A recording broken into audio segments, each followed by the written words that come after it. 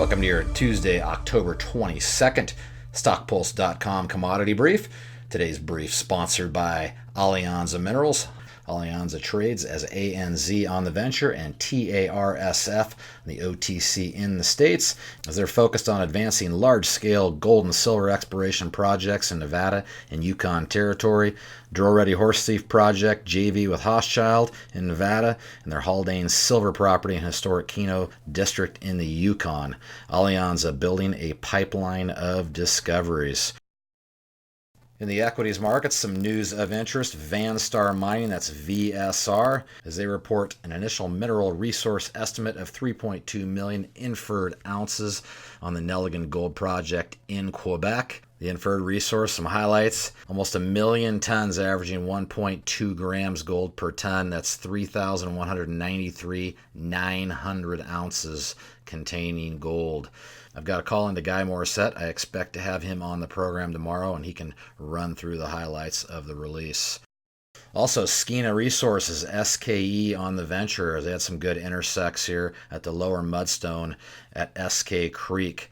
I've got a call into the president and CEO, Walter Coles, to run through it. Hopefully I'll get him on tomorrow as well. But definitely some pretty good intercepts there. And last one I saw, Alianza Minerals, our title sponsors, they confirmed new silver-bearing veins and drilling at the Bighorn Zone at Haldane Silver Property in the Yukon. I caught up with the CEO, Jason Weber, and we talked about those first holes. Yeah, we're pretty happy with the first hole at Bighorn. Of course, we drilled with our first two holes, two brand new areas. Never been any drilling done on these two targets. We generated these out of soil geochemical work. This area is largely covered. You don't see a lot of the rocks on surface, so it's a bit of a it's a new area, new drilling, and we identified 4 structures in the Bighorn hole. The largest of which was 9 meters in drill intersection, so that's great. We want to find big structures, and then importantly, we got silver and lead mineralization in that. So sort of ticks a few boxes for us. We identify multiple structures, so we've got a new zone now 3 kilometers away from the Mount Haldane vein system, which has been the focus of work over the last 100 years at the property.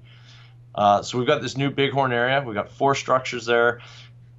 We were identifying big structures, wide structures, and we're getting silver lead mineralization in there. Now it's systematically exploring along those structures to see if we can identify where the wide veins with high-grade mineralization might be hiding. And then I guess this is a next year deal to accumulate the data and go back and figure out the game plan.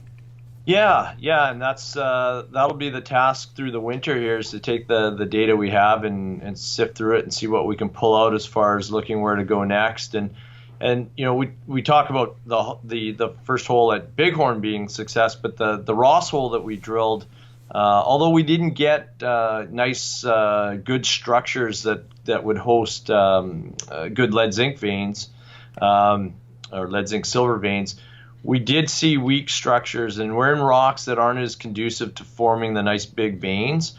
We think we hit those rocks at the bottom of the hole, so we think we're just too high in the section here. So those structures, albeit weak in these rocks, if we go down to depth, they may be better for forming big veins. So we still do have some opportunity at the Ross anomaly, which we think is the extension of the Mount Haldane vein system at about 3 kilometers of strike to that. So that target still is on the list of one that we'll go back to and do some more work on as well.